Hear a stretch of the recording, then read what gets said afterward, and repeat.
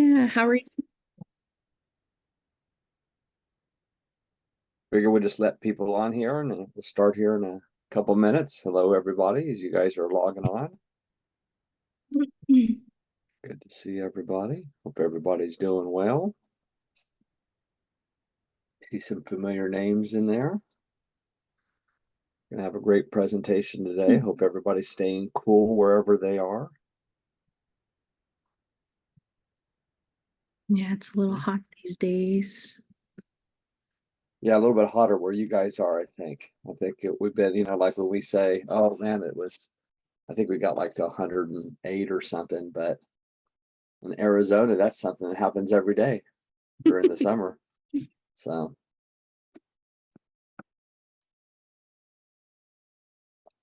hello, welcome everybody. We're just letting everybody come on in here before we um, start. And Sylvia, we got that. Hot in the east too. Yeah, I mean, it's like no matter where you go, it's like a heat wave. Like during the winter, all you want to do is hope for summer, right? So, it's all, especially if you're a place where it's gloomy. Of course, in Arizona, it's always like people are going to Scottsdale. I know that's, that like a big tourist destination down there. Um, so I went one time when I was visiting. Um, I think I was visiting White Mountain Apache, and I stayed in Scottsdale um, before my flight. And it's like, this whole resort town, and like during the summer, it's like totally dead. And then during the winter, it's like all these people come here because it's like 80 degrees, So I guess those are like the snowbirds, right? They go up in the mountains, but very similar to native folk, right? And doing migration that would, that moves. So we're the original migrators, the original snowbirds. Snowbirds. I like that. All right, well, I'm going to kick it off here and get started. We got a good group of folks that have come in. Hello, everybody. Welcome. Hope you guys are in the right location. I say that every time. I'm sure you guys are if you click the link. But today we're doing a class, Branding 101. Hope you guys got to see the last class, Logo Design 101, and Corey's back for another webinar. And so it's going to be even better than it was last time. And last time was great. Let me just run you through a few quick intro slides. As always, we like to thank our sponsors. Both IDRS and Tulani Lake Enterprises is funded by USDA Rural Development. They're big supporters of the work that we do here in Indian Country. So thank you for for their funding. U.S. Small Business Administration here in California.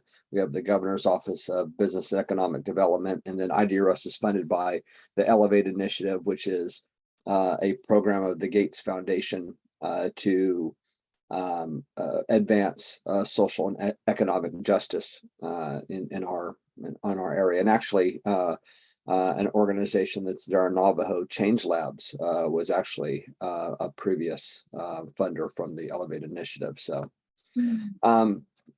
just real quick, who we are, the folks that are hosting. If you haven't been to one of our webinars previously, we're Indian Dispute Resolution Services, go by IDRS. On the left-hand side there, you'll see our logo for our organization. We've been around since 1989, and as the title of our organization suggests, we do dispute resolution. So we've been doing dispute resolution like mediation work, conflict resolution training, conducting tribal council elections, things like that, for many, many years. And if you want to find out more about the work that we do on the dispute resolution side, please visit our website, idrsinc.org. But about 12 years ago, we started a program to support Native small businesses. And so we have named that program the IDRS Acorn Project. And so we have a website, nativebiz.org. We have a lot of information on there where you can find out about upcoming events, different programs that we have going on. Like right now, we have a GoDaddy cohort that we're actually beginning next week. We're actually just finishing up a co-starters cohort. Every year we do a couple Etsy cohorts. So we're doing a number of different things in different areas to support Native entrepreneurs. And so all that information is there at nativebiz.org. I should also say, so besides the free training that we do, we also provide one-on-one technical assistance. And there's a form there that you can sign up and request assistance. And like I said, everything that we do is totally free of charge to the entrepreneur. So please feel free to take advantage of our services. And we'd be more than happy to help you out in any way that we can. And so without further ado, I'm going to introduce AJ, and she's going to tell you a little bit about Tawny Lake Enterprises. Yeah, thank you, Mark. Thank you, Corey, for joining. Yeah, it's Shay, Adriana Tapto Yunisha, Twitch Eating Nishla, Nespers Bushes Chin, Touchini Dushiche, Ado Kiowa A Dushanilla, Twinahalit Det Nasha. Hi, everyone. So my name is Adriana Tapto. I like to go by AJ. I am Talani Lake Enterprises Program Manager currently. And yeah, I've been working with Talani Lake Enterprises since 2017 as an intern and sort of just worked alongside them and working with them in their demonstration garden. Yeah, so a little bit of the work that we do. So like IDRS, we provide technical assistance and also some workshops as well for our local and regional agricultural producers, farmers, gardeners. And we do what we can to support them in that way. And we also work a little bit on the side with IDRS for business and entrepreneurial workshops and technical assistance as well. So we've been in partnership for quite a while with IDRS, and we just, again, thank you, Mark, for having us on the call. Yeah, so thank you all for joining and making the time and space to join us and hear what Corey has to say for this Branding 101 workshop. And there is my information on that slide. So please feel free to contact me or anyone from Talani Lake Enterprises if you have any questions. And I can also drop that information in the chat box here. Thank you. Okay, thank you very much, AJ. Yeah, you know, I don't know, maybe I should switch the slides up. So you introduce yourself and then the organization. I'm sorry, but That's okay. I got your slide in there, got your info. And so like AJ said, she'll drop her info in the chat box, and I'll also drop my info in the chat box. So I'm the executive director here. I should introduce myself earlier. I'm Mark Thompson. I've been here at IDRS for the past 21 years and man the small business development program. So, but yeah, and I'm sure most of you have been on some of our previous websites. So you've seen me, or webinars, you've seen myself or other team members we have here like Lynn or Camille. Okay, let me just give you a little housekeeping so we can get right to Corey. So this is just going to run for an hour and a half or an hour and a half. So we'll be done by about 5:30 Arizona time. This is a webinar format, so you can't automatically come off mute, but that's why we have the chat box. We'll be checking that this time. Last week I was chatting to a bunch of people, except I was just sending it to Corey and AJ. So this time I'm going to send it to everybody when I chat. But you know, if you guys want to ask your questions verbally, especially at the end on Q&A, you know, I can also take you off mute as well. We just do the chat. We just do the webinar format because it makes it easy. That, you know, I don't have to mute everybody and keep reminding everybody. And so that's why we do it. And so, but if you definitely want to ask your question, we would love to have that. Any other stuff that we have, we'll definitely post that in the chat box as well. And so without further ado, we have Corey Begay from Corey Begay Art and Graphic Design. As I mentioned last time, he's working with TLE and IDRS on a project that we're doing in developing some branding work for some of the farmers that TLE has in their ecosystem there on Navajo. Going to help them develop a logo. And last, I guess this was a week or a week and a half ago, Thursday, Corey brought us a whole bunch of great information and the process that he goes through as developing logos, the software that he used, and then basically how you should use your logo. And so he's back to talk more about that and expand on all the other things that go into branding. So I'm not going to spoil his fun, and I'm going to let him talk all about that. So without further ado, Corey Begay. Hi, good afternoon, everybody. My name is Corey Begay. My clans are Shihin Shle, do Bigpetoni Bashashin, do Torich Ini Dashache, do Touchini Dashanale, Akut Awe Shihin the Shle. So introducing myself, my first clan is Salt People clan. Second clan is Deerwater clan. Third clan is like Red Water clan, and then my last clan is like a Red Street clan. So I like to think that across Native country, some of those clans are related to each other. Not all the times, of course, but I just like to think that I have some relatives like on Hopi and other tribes. So that's who I am. I'm based out of northern Arizona area in a community called Tisto. I went to school at Northern Arizona University. I also went to CCC, that's why I almost said community college.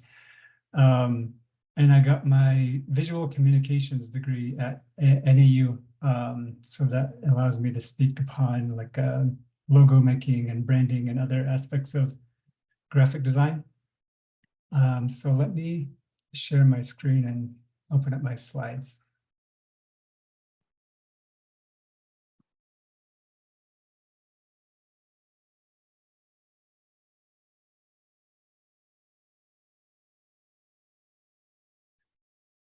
Okay, so here's my contact information and QR code if you want to use it. It has my phone number, email, my social media, Facebook and Instagram names.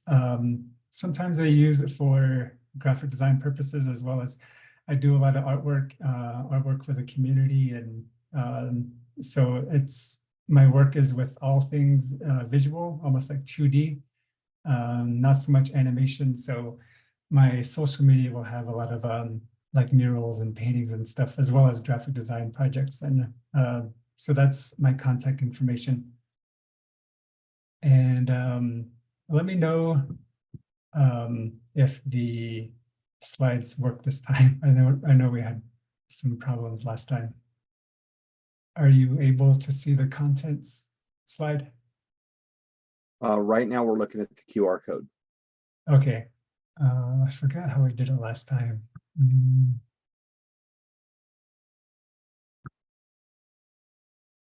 Let me stop and go to the next slide really quick, see if that kicks into gear.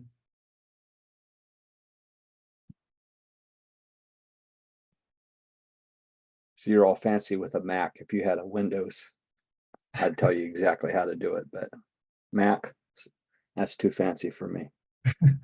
All right, let me try this again.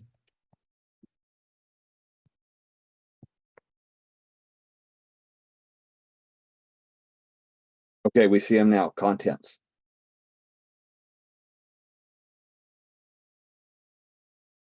Okay. So within the presentation, I will be discussing logo branding. And they are related, but slightly different definition, also brand identity, as well as visual identity. I know they definitely go hand in hand, but they're slightly different. And within visual identity, elements of visual identity are definitely the logo. And moving on to explaining, different things about the logo, and moving forward, different things about the use of color in your branding, as well as typography. Some information about marketing, it definitely goes hand in hand with branding as well, but branding is a little separate. And as well as trademark versus copyright with your logo. Just quick information about that as well, because I know it also comes into play when creating a logo. And can you all see the next slide? No, I think what's happening is it's showing, because I think I saw you go to full screen, but it's actually still showing us the Adobe Acrobat. It's still showing us the contents, and I'm still seeing on the left-hand side all the tools. Yeah. So I don't know if you have two screens. It may be picking up the second screen if it's not, or you may have to choose the right screen. Oh, okay, I see. Let me fix that really quick.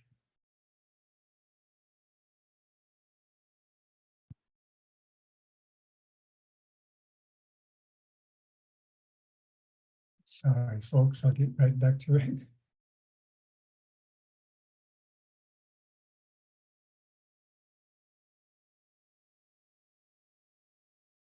Okay, we got it now. Full Okay. screen and everything. All right.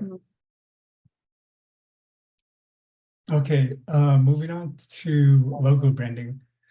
So this is a definition and some things I put together for kind of a good definition to follow for logo branding. It is the process of creating a unique visual identity that expresses the values, mission, quality, and culture of a brand. This difference helps in creating a strategy, getting a loyal group of followers and people, different organizations and networking and things like that. Branding is more important now than ever with social media. People get exposed to new brands every day. There's a large amount of competition today, so business needs to go the extra mile of making sure that they stand out in a crowd.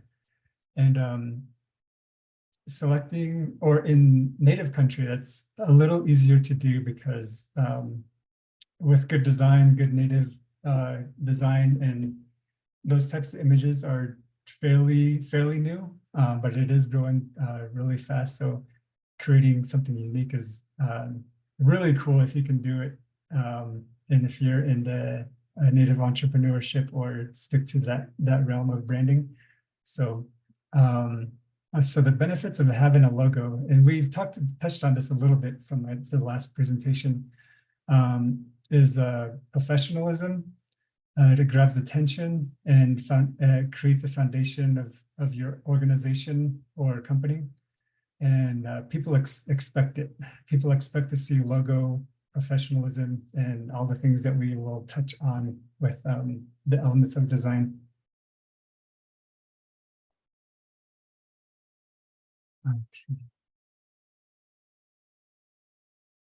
Okay, and then the definition for brand identity is brand identity is everything your company is, all aspects of it.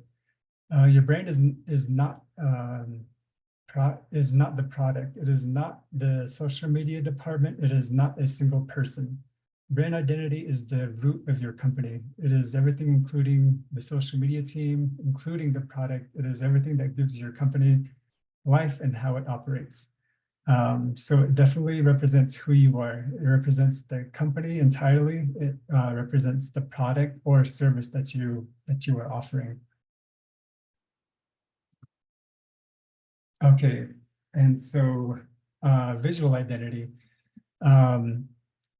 So this captures everything that I talked about with it is the logo itself. It is the use of color and how you use color across your platforms. It is the use of typography, and it is the use of images that you select or want to use in your campaigns, in your marketing schemes, in your other presentations. It carries and it is like the mascot for your entire operations. So types of visual identity, it can span throughout it involves your website, it involves your product and product packaging, it involves advertising, and it involves your business systems. And business systems are like your business cards, your envelopes, your letterheads, your all the things involved in the office setting. So your logo is the mascot put on top of your business cards, put on top of your letterheads.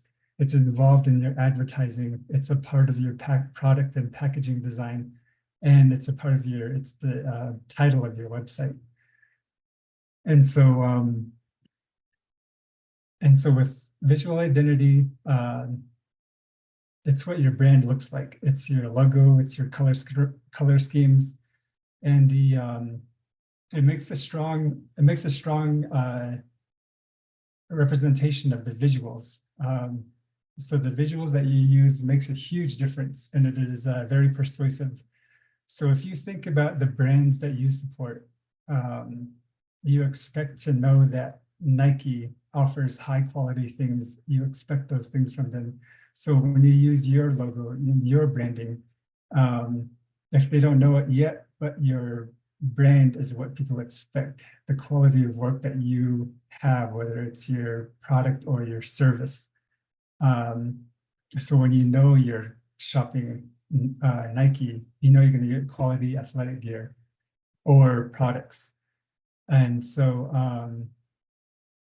yeah, it's carried across your website, their product packaging, their advertising, and their business system. It is all cohesive. So yeah, it's like the companies that you like, you expect those things from them, that quality. And so next bullet point is understanding visual identity and elements of art make the design process a bit smoother. And with whatever designer that you use, that designer underwent or understands elements of art.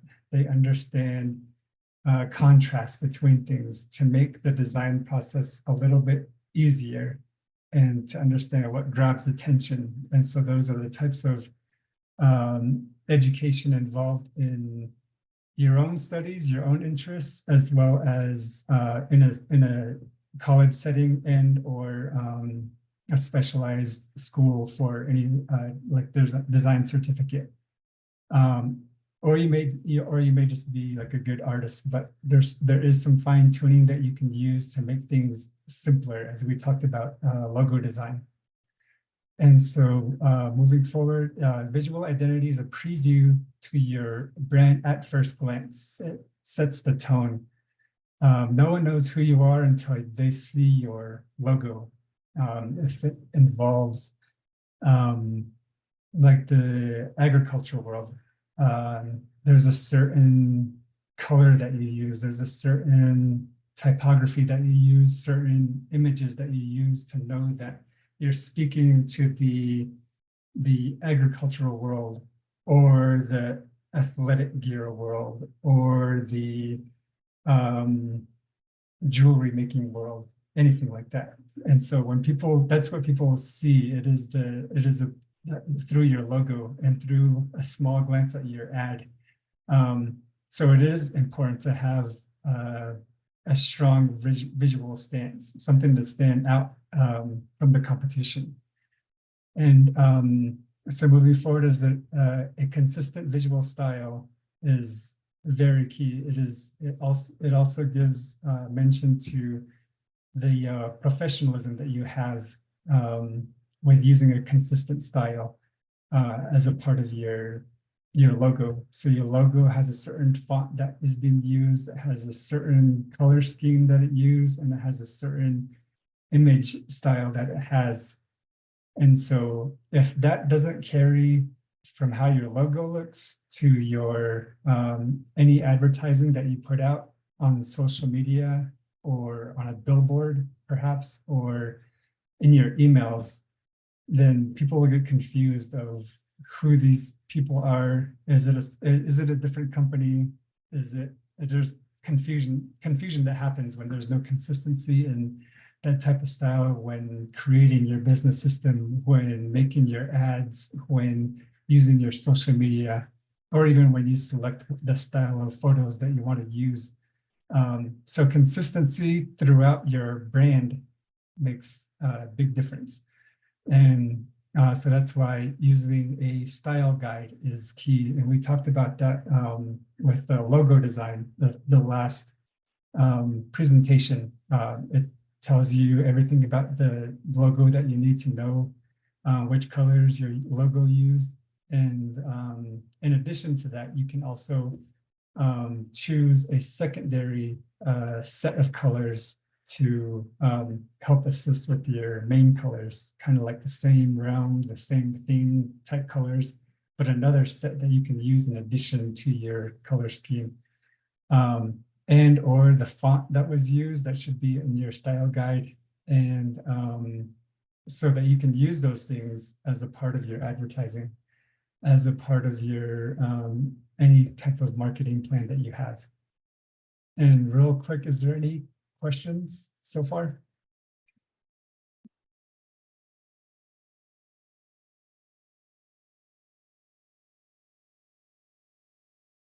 Yeah, and I don't see any questions, Corey, in the chat Okay. box.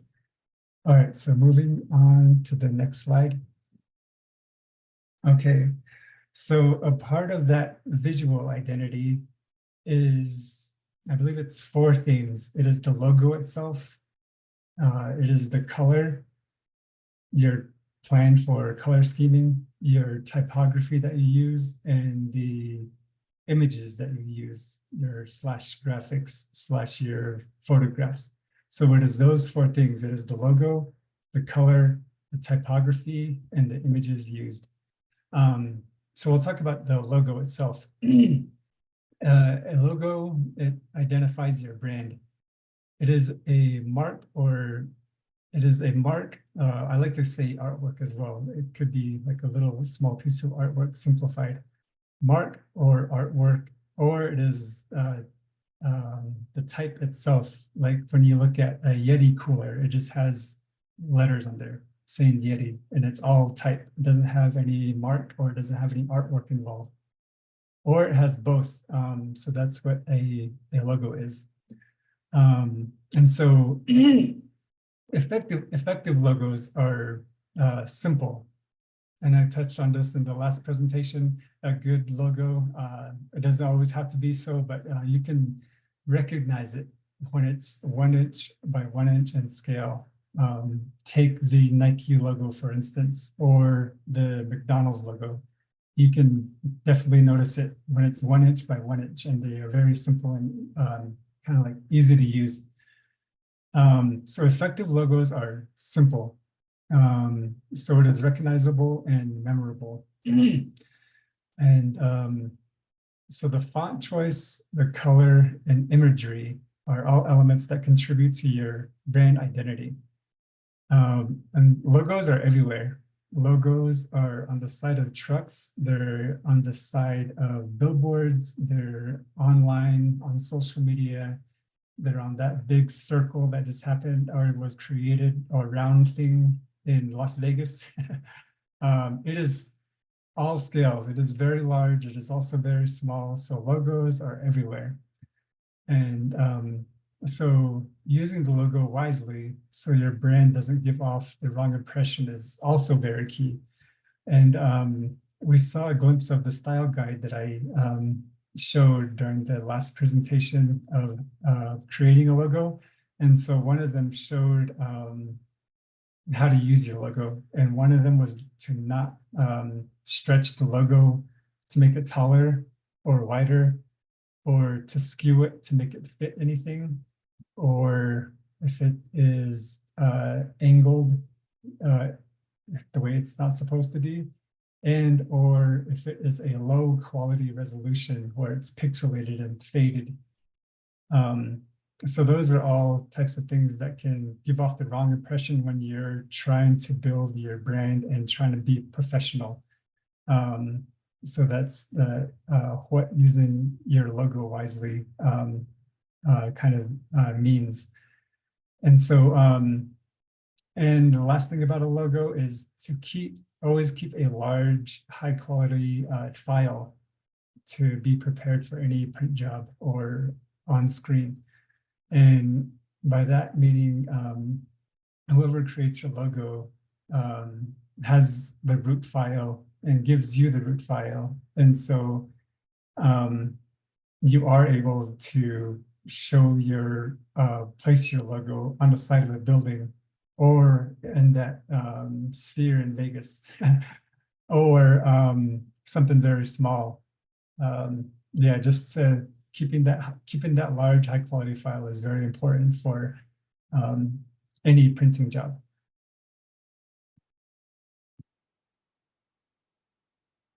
And moving on to color. Color is a very powerful tool, and it helps bring consistency across different projects using the same brand. And what that means is color is very powerful. We talked about things that stay consistent, and using your main colors is your logo colors. Let's say there's 2 to 3 colors in there. Definitely having that a part of your plan and your color scheming throughout all your platforms, and having that secondary gives your logo and gives the color, it gives it more character, it gives it more flexibility, but it stays within those color parameters, recognizable that it is from your brand, it is from your logo, it is from your organization, it is from your persons who you're collaborating with. And so that's how powerful color can be. And so main colors of your brand are usually pulled straight from your logo design. Additional colors can be related to the main colors and help expand usage.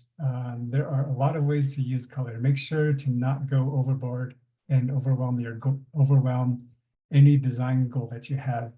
And this is actually being seen a lot more recently than before.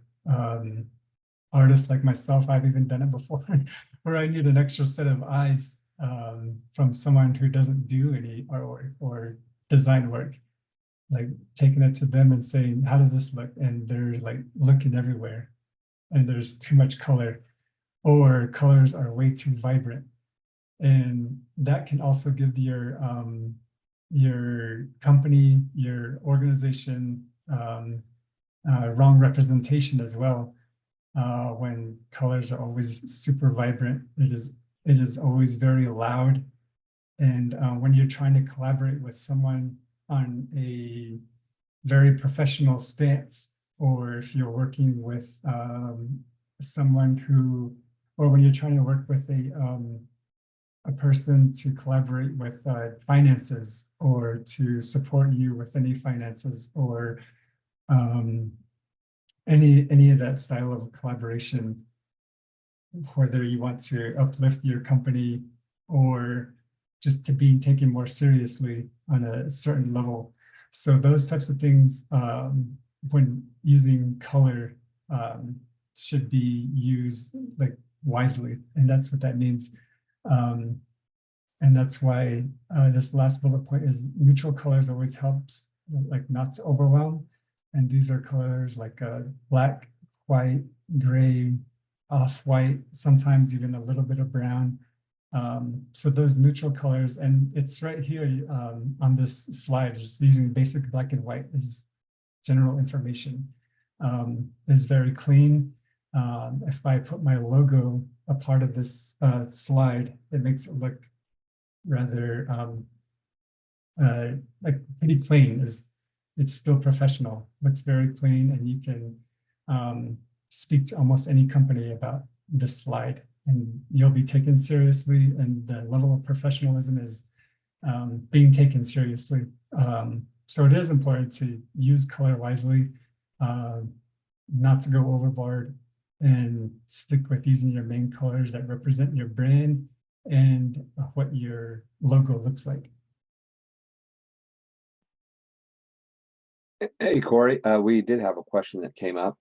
Somebody asked, Danella asked if she has both a profit and a nonprofit business.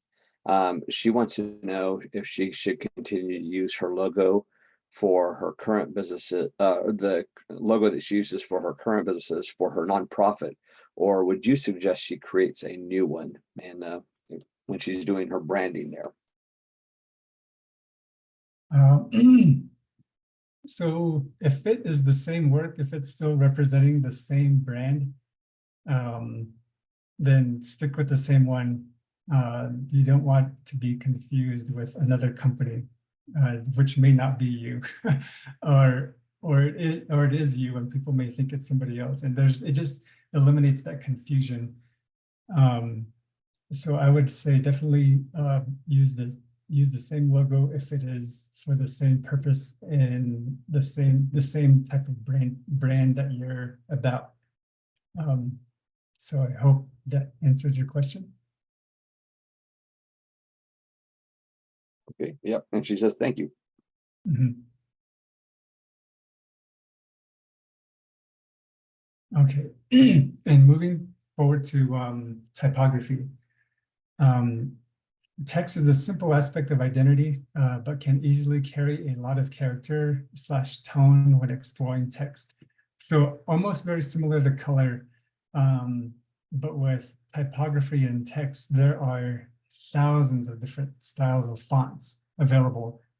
And when you change fonts from a calligraphy-based look to something very like bold and straightforward, those two types of font give off completely different tones, even though it says the same exact thing, or using a very clean font, changing it to something that has jagged edges, like for lack of a better example, like a CD cover. It completely changes the tone, it completely changes the character, meaning it changes the look of your brand. It changes a lot of things about who you are and what you're trying to do for your clients or your services. So that's also how powerful text and typography can be when looking at your type and your text within your logo or your brand. So a smart thing to do, and one of the early things in designing is, or a lesson, is to use 2 to 3 fonts per project is a good start to learning design. More than 3 can also get overwhelming. And this is like also for consistency, and this is also for easy to read. And if fonts get overused, it's kind of like those how loud a piece of paper can look when people cut out different fonts and create a letter. It looks really cool, but there's a lot of expression that comes with it for the purpose it's needed for that letter when it's done, but not so much for your logo, your brand, your organization, or who you're trying to collaborate with. So an example of using those 2 to 3 fonts is your title is large with a little bit of character, maybe the subtitle and the body. It is that simple. And if you need to change it to bullet points, you still use the body text. If you need another semi or another title, use the second typeface that you used for a subtitle. So those are really easy things to learn and try to use. And this is across all platforms. This is still within your, well, it's hard to do with social media because their fonts are set. But when you're writing an email, when you're trying to collaborate with somebody for a project, or anything across those boards of different styles of advertising. And fonts used is usually taken from the text used in the logo as well. So what's an example? So Nike usually has the type written at the bottom of the swoosh. So I'm pretty sure subtitles, they use the same font that they used or how it says Nike, but maybe like a semi-bold or a regular style of look from that same font. And when you're creating these things, or using a neutral based font face to create the body of the text or information. And so certain fonts can also be very neutral. So, and another example is sans versus sans serif. So the difference between those two is kind of like old style textbooks. They most commonly, or they more than likely use Times New Roman, and they have, if you look at, as a quick example, almost every type that I'm looking at right now for this presentation up on top, where it says mute, stop video, participants, chat, all those things are sans serif because they don't have the little even worse, the font that I used for this typography in the body of the text is sans serif, meaning it doesn't have what Times New Roman has with the little decorative ends that are flat. So those can be entirely two different characteristics of using font. So in both cases, sans serif and serif can be both neutral. Times New Roman is a neutral font face, and it is a classic font face. So when used, it is very clean. It'll carry throughout the ages. And some get over, other style typefaces and font faces get overused, as well as some sans typefaces. This one that I have displayed is very neutral as well. It's very straightforward without too many characteristics to make it overused.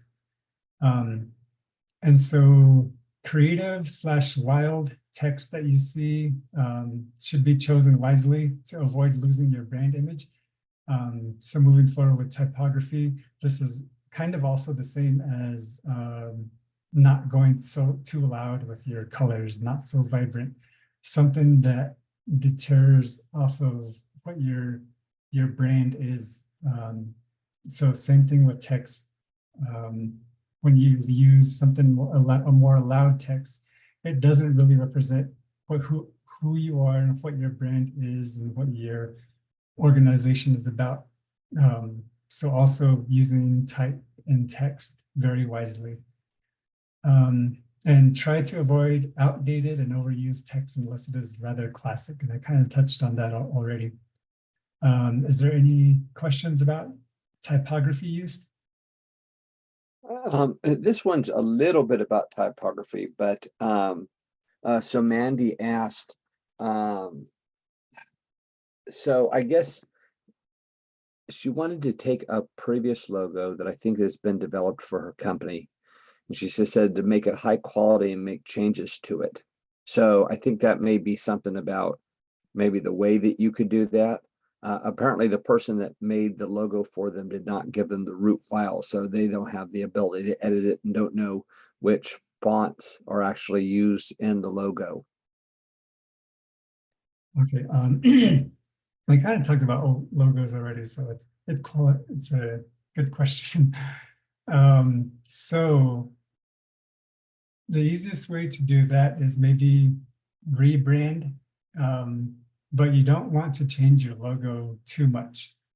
And that's a part of the consistency that I've said time and time again, and may say again in these next couple slides. So consistency throughout your brand identity, and that carries across platforms as well. And your history of your company is all behind this logo, this mascot. And so if it changes, it kind of places like that mascot and the work that was created with that mascot in a different area and starting new. So people may not know that this new logo also did the same work that one did. So consistency is key, but if it needs a facelift, definitely do it to if it needs to be updated in times. There's a lot of content and imagery from schools and business offices like in the 70s that are way like really outdated. Oh, Corey, I think we lost you. We're not hearing you any longer. Um, any sound now? Oh, Mm, you know what? It may have been me. It may have been me glitching out. I apologize. Okay. So because everybody's saying, "Oh, it's Okay. my internet." I'm sorry. Okay. And so, yeah, if your logo is outdated and could use a facelift, I say definitely do it. But when this new logo is created, try your hardest to stay consistent with it. Even logos that I've created and seen people use, they still go off track a little bit. I can't say too much about what they do with it. I can just only give my advice when it happens, but the work is already created and root files are in their hands. And but for the most part, all of my clients have done a really good job using their logos. But yeah, that's how I could answer that question. If it's outdated, and if you don't have the root files to output all these different file types that you need for certain advertising, I don't see why not. I don't see why you shouldn't do some rebranding if it makes sense. Corey, I was just wondering. I was thinking, just what I would do. Like if I had a file like that and I couldn't get in, now I know this is, you have to have a certain level of skill to be able to use something like Adobe Illustrator. But I was thinking that, couldn't somebody take what their logo is and maybe, put it in Illustrator and then kind of create similar elements that it looks close enough, but then at that point it's a vector, right? And now it's becoming real high quality. So even if it's a little pixelated before, you can at least put the text where it should be, go through all the fonts that you have installed to make sure that it's close enough, and so it wouldn't match exactly like the old logo, but you can have a decent logo that would be much higher quality. And, and I think some people could be able to do that themselves just using like a tool like Adobe Illustrator. And I don't know about like Canva, because it depends on with Canva. I know that Corey, that you don't use Canva, but with Canva, sometimes it can do like amazing things and do everything automatically. But like sometimes if it comes in as like a picture, you really can't do anything with it. So that's why I was saying like using like Illustrator, where you can kind of use some vector tools, and it would you'd be able to at least, you may be able to go be close enough to reproduce it. Yeah, that's definitely a route that you can do as well. Thank you for that. Yeah, so that is definitely doable. Yeah, I'm not too sure how far Canva can go with that. But I know that if you wanted to keep that same logo and have it be recreated, or not recreated, but make it high quality again. There is also, you can also have more options with that, depending on who you work with. I mentioned, I can't remember if I mentioned it with the logo design presentation, but what I like to do is I like to design in black and white. So when I design in black and white and and full color, so that's 3 options already: full color, all black, all white. So I do that because there are different needs for different printers or different types of advertising. Some advertising only do black and white, so you cannot use your full color. And so it makes sense to use your all black against a light colored background, or an all white against a dark colored background. And so with getting your logo high quality again, there are those options of selecting 1 to 2 color logo or colors out of your main color palette from your full color version, if that makes sense, so that you can have those mid-color logos, like single color logos. So you'll have all black, all white, and 1 middle color logo and your full color logo.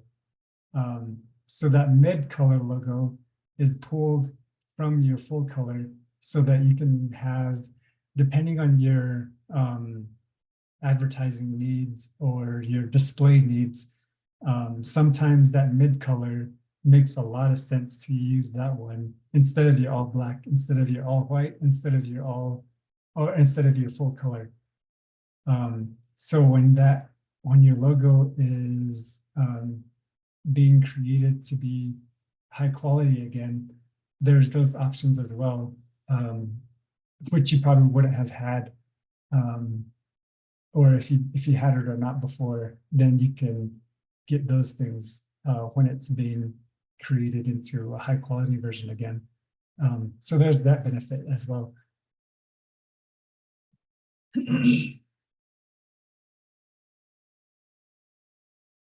If there's no questions, I can move forward.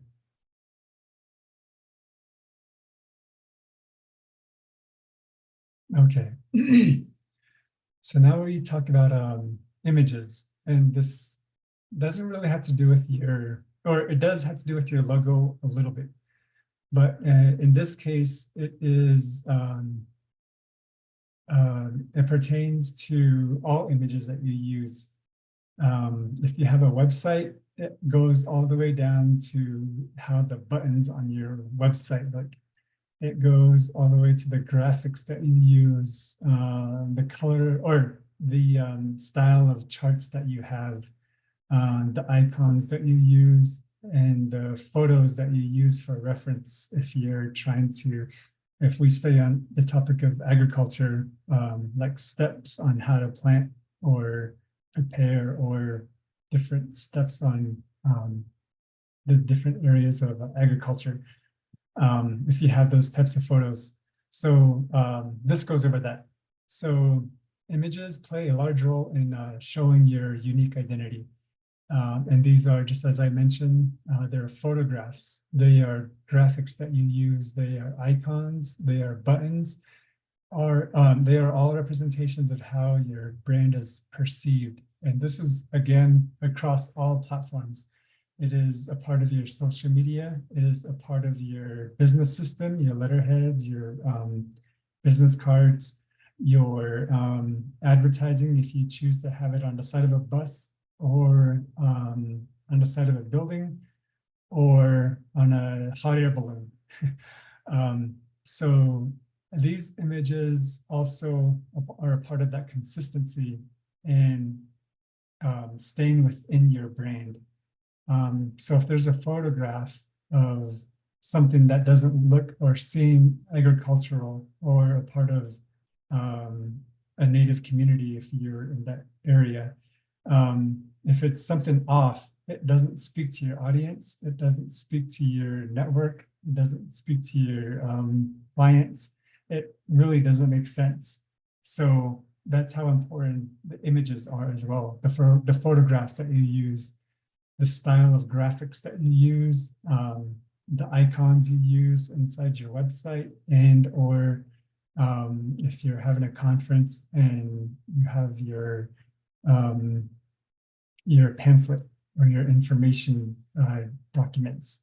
If the icons, the graphics, and the photographs aren't consistent and aren't a part of your brand, that goes how your organization or business is perceived will be frustrating to figure out what you're about.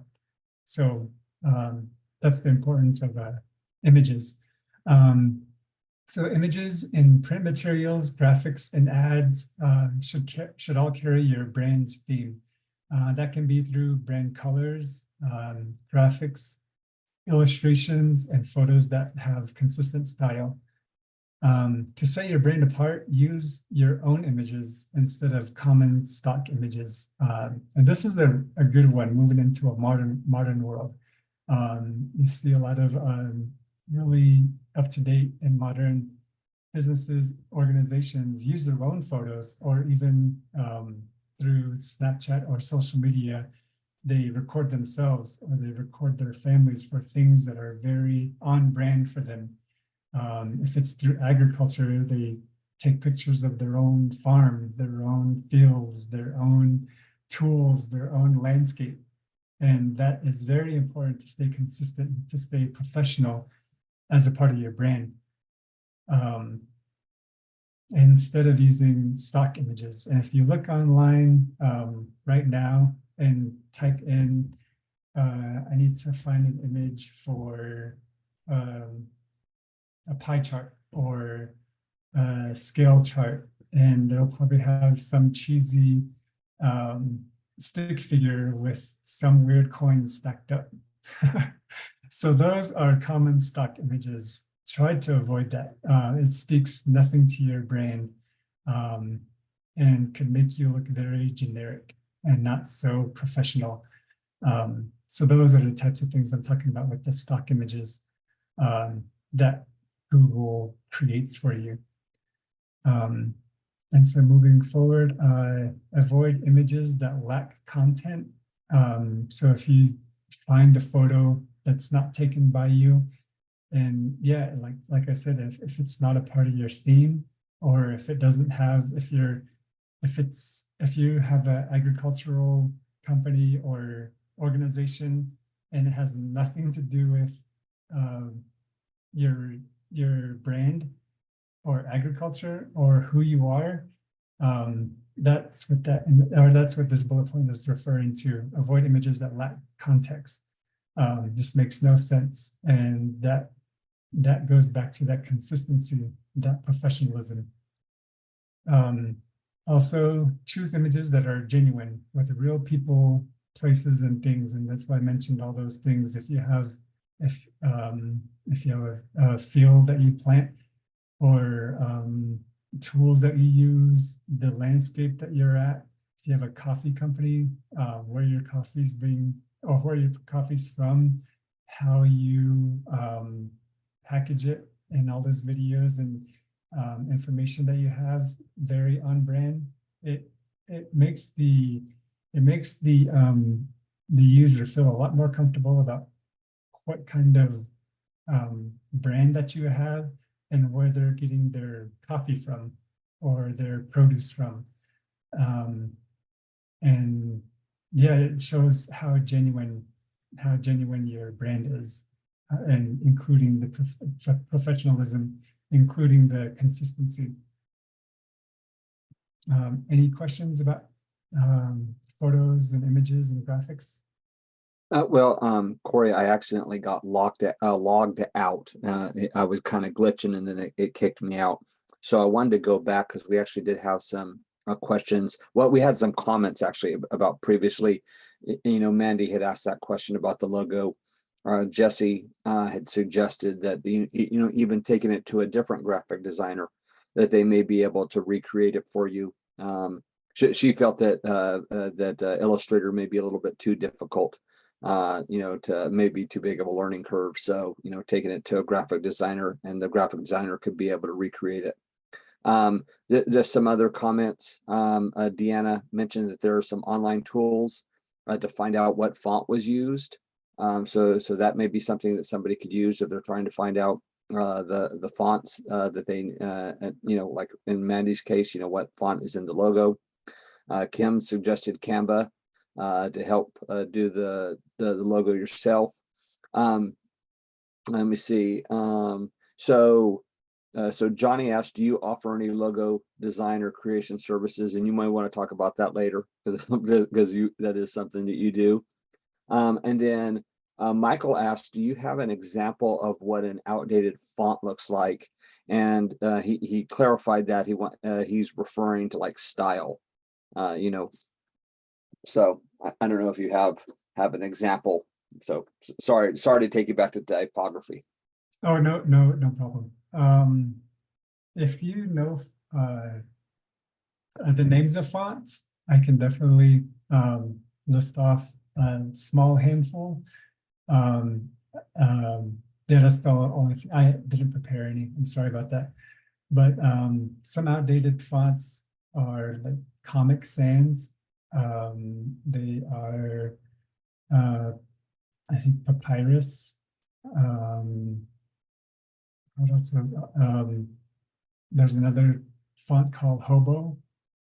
And if you I'm pretty sure if you type this in on Google, they'll definitely send you a list of like definitely 10, maybe even more than 10. And they are outdated because they've just been around since like when computers first came out. They've been around in the 80s. Some of the first fonts that had somewhat of characteristics, like really what seemed to be a little more fancy, were the only fonts available back in the 80s and 90s. And so they've just been constantly used, and people just know their names and know what they are by now. So a quick web search will easily list 10 or more for you. Whereas some of the more classic style fonts that I've mentioned are Helvetica, they are Times New Roman, they are Baskerville, they are just very clean typography is what I mean by classic.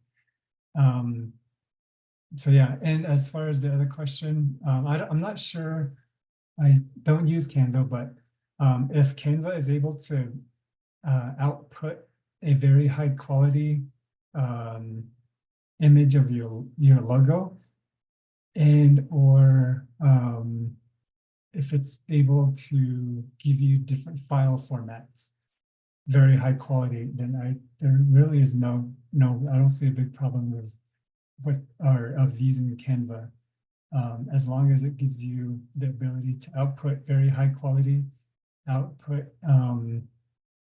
like pretty much transparency in the background of your logo. Those are key things needed for using the logo when it's time. Yeah. Okay, and see, Jesse mentioned Papyrus is also a font to stay away from. Yeah, I think you mentioned that. Yeah. Papyrus. Yeah, my wife went to design school, and everybody, you know, that's one of the big things in Indian country. A lot of people use Papyrus. They just think, oh, that looks native enough. But yeah, yeah, native enough or fancy enough, and like they just use it, and it actually is well designed, but it's just overused because it's one of the well designed, overused logo or typography since the 90s. So, right. And it's the only one, it was the only one available. So it's just got overused. And there's so many out there now, and there's so many ways that, and so many people that are even designing custom fonts. You know, it pays to spend a little time going and researching, finding something that would be just perfect for what you're doing. So yeah, there are thousands of fonts. It is pretty fun looking for them, but could be overwhelming. But yeah, that's typography. okay, that's it for the questions for right now. Okay. Okay. And these last couple of slides with marketing, it does go hand in hand with branding, but marketing has its own strategies, and it goes in deeper. So here's some information about marketing. So marketing is the process of communication to clients and customers, and it is a solution to a problem. Marketing is a way to show the value of your product and services to the right clients who can use them. So there are two different types of marketing.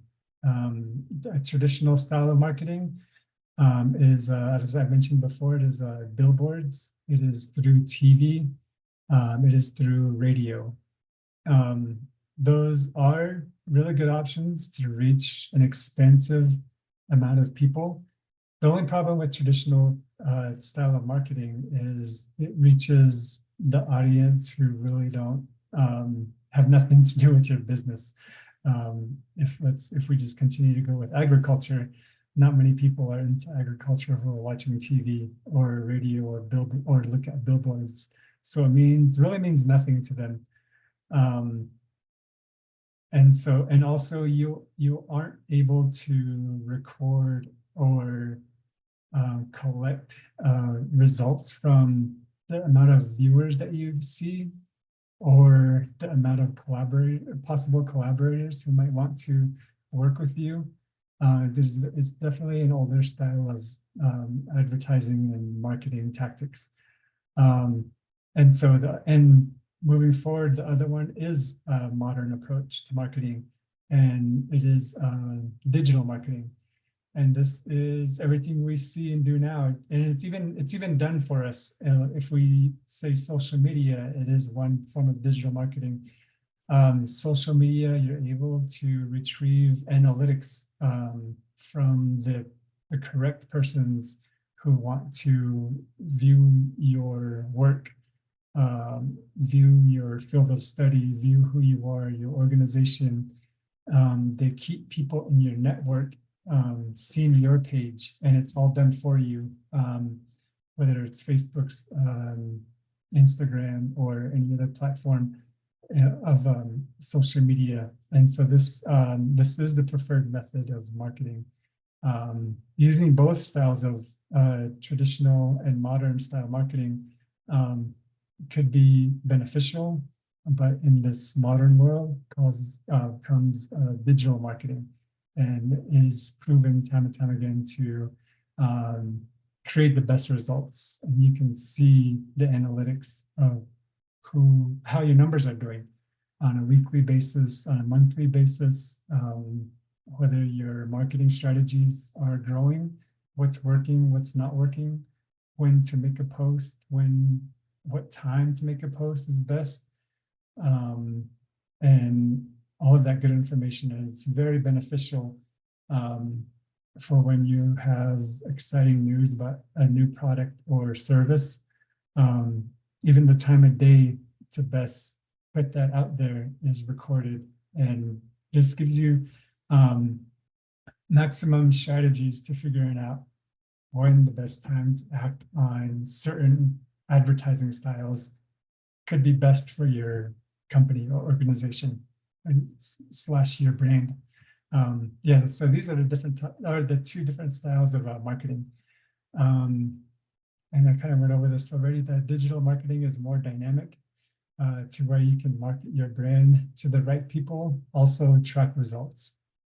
And types of digital marketing are through social media.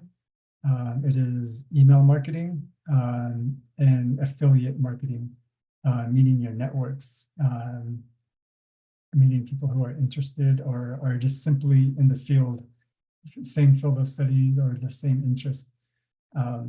So those are the two different styles of marketing.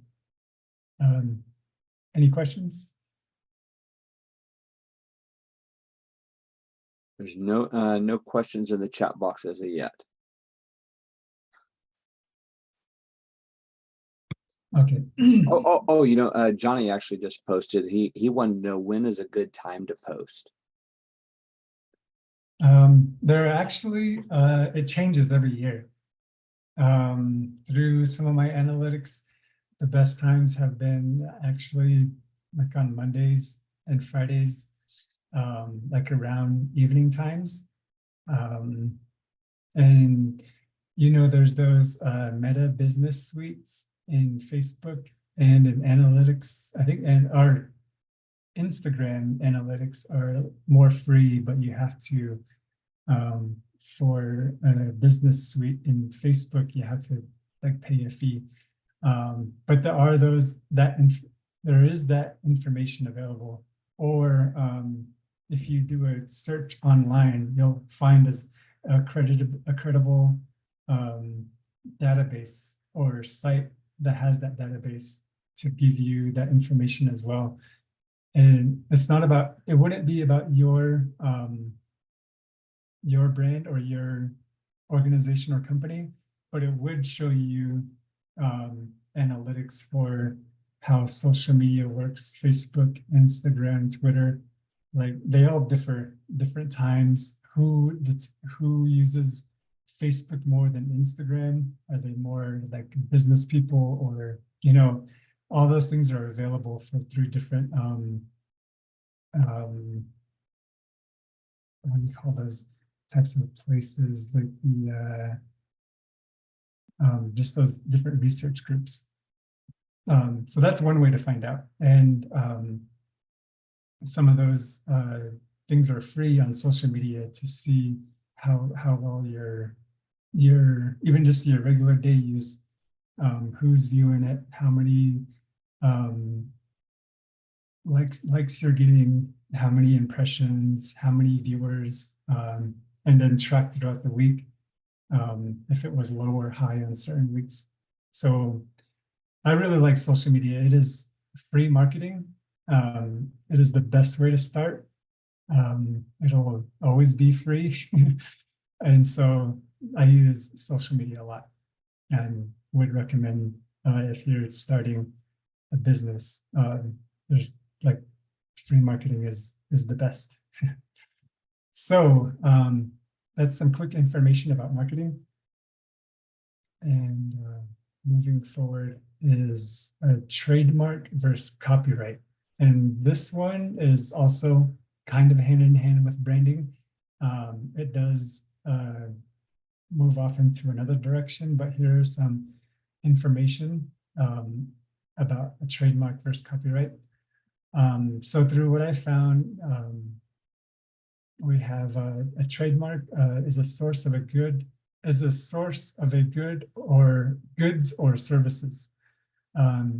Having a trademark eliminates confusion of other brands so that you can maintain your quality and authority. A trademark protects the consumer so they are getting what they want. Visit United States Patent and Trademark Office to learn how to trademark your logo. And if you're still wondering what a trademark is, it also helps for both these words, trademark and copyright, to turn them backwards. So it is a mark for your trade if we look at trademark. So it's a mark for your trade. So this definitely applies to logo design. And it is sorry about that. It is the source, the keyword between the two for trademark is, it is the source of your goods and services.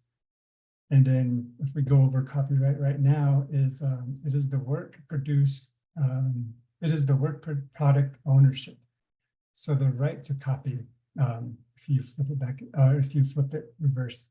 So the copyright protects the creator. It is also the product that may be changed without the owner's permission. So it focuses on the product, and that's the key word for copyright. The key word for trademark is it is the source of goods or services, and copyright, it is the product of that good or service. And so for more information on how to register is through the United States Copyright Office, and that's copyright.gov. And for trademark, it is the United States Patent and Trademark Office. And if you are still confused about trademark and copyright, if we look at the McDonald's logo, the M. So the trademark for McDonald's is the M. It is what was created. It is the source.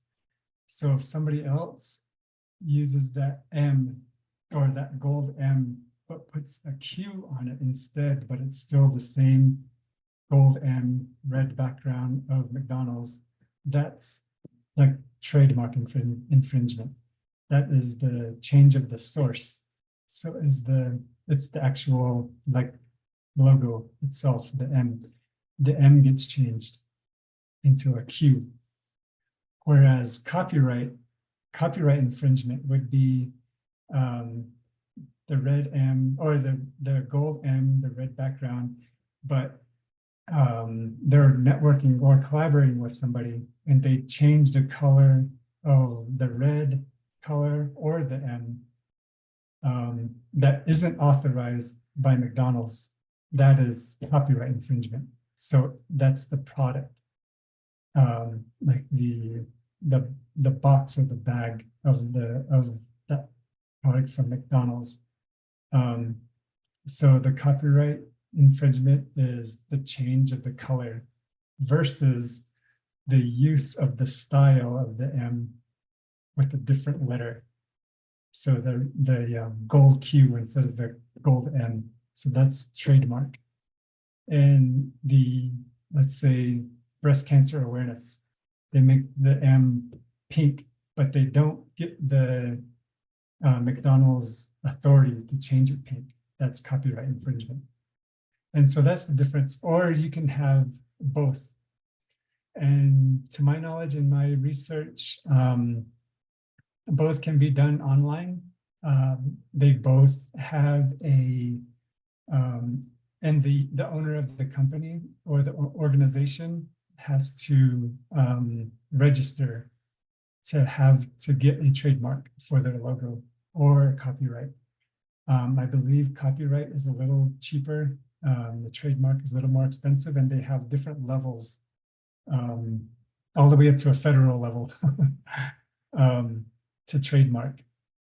And they would register, go through the several questionnaires that is required for the trademark and the copyright. They're both separate. So that is the difference between a trademark and a copyright. And is there any questions? Johnny had a question. I think it's still relating to your social media. Okay. Actually, before I get to Johnny's, I'm going to come back because I got something right here on trademark and copyright. So Sylvia asked, the product may be changed without the owner's permission, or is it a typo? So I don't know if this is on your slide.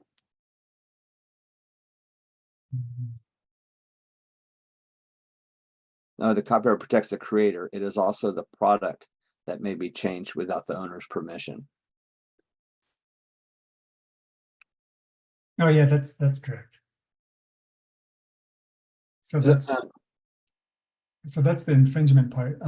So again, using McDonald's, if you change it pink, any part of the logo from McDonald's, any part of it is pink without asking permission of McDonald's, that's copyright infringement. That is the product that was changed outside of the reach of McDonald's without asking them.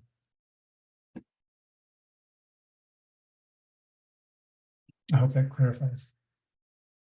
Yeah, but I think what she was thinking is that you're allowed to change it. You're not allowed, like nobody's allowed to change it. It's just what's the different violation, whether you're doing a violation of trademark infringement or copyright infringement. Mm-hmm. So if your business is doing well, and so these do cost a fee, it's, to my knowledge, there's different levels of trademark services. The higher you pay, I guess the more legal action you can take. Versus the copyright, you can still take legal action, but they're for different purposes. Trademark is somebody else using your name and logo. Copyright, someone changed the product. So it sounds like, and also to me, like having both would be a good idea as well, especially the more popular your organization or business gets. For people to be, then sometimes you're set, like you are so far set apart from your competition or just anybody in general that you may not need to pay as much attention to trademark or copyright. But they're just for like a good safety cushion to have. Or if you're in a very, very competitive field, it is easier to take the McDonald's logo and try to imitate it and make it seem like your work is almost as close as McDonald's. So some areas are more competitive than others. And so that's why these are here to help with that and take some legal action when and if it happens. So let me go back to the previous one, which was on marketing, and this was actually going back to social media. And Johnny asked, do hashtags help push your post, or does that tie into the time, or does that tie? Yeah, I'm not sure what he means by tying in the time, but tell us your theory on hashtags. On hashtags, I think that's for pushing and networking purposes throughout your network. It's kind of like just to and I would look this up. I don't use hashtags a whole lot. But I believe, and I definitely do, it does sound like it's to like kind of spread more word, create more awareness through hashtags. Yeah, I'll say, so we use hashtags in our social media posts. But I'll tell you what, I don't know that we're getting anything out of them. We do it more, I think, really as decoration, because a lot of social media posts have hashtags. So we throw some hashtags down there because so Corey, you mentioned Meta's business center. Now I'm forgetting what it's called there, the thing behind the scenes there. And when you actually put in hashtags in there, it'll tell you how many people are searching. So a lot of times we'll do hashtag IDRS Acorn Project, and it says less than 1,000 people. Well, there's probably hardly anybody searching for IDRS Acorn Project, and they're normally not searching for the hashtag, right? If they were looking for us, they would just search in the search bar IDRS Acorn Project. So I don't know that I'm doing anything special by putting those on, but you know what? It doesn't hurt, and It is a quick mention. It is a quick link. yeah. Yeah, so it does create adding them definitely mentions other projects. And Kim just Or Kim just commented, and she said that she believes it helps customers find you. So we got some people that are believers in the hashtag. So I'll be a believer too. Yeah, the hashtag is something very specific in a marketing scheme. Something to definitely look more into. Yeah, it's probably not the first thing you need to really focus on when you're designing your brand and marketing, right? It's probably down the line when you really want to fine tune it or something. Yeah. So, all right. Any other questions? Anybody out there have anything else for Corey? And really quick, those are the slides that I have. We can open up to more questions if you have any, but here's my information again. If you have any questions, or if you want to possibly have any questions for me to work on logos or to refer anybody, I do know some designers as well, or if we can't work it out, or if you just have questions on where to be directed in general for any of your design needs, here's my information.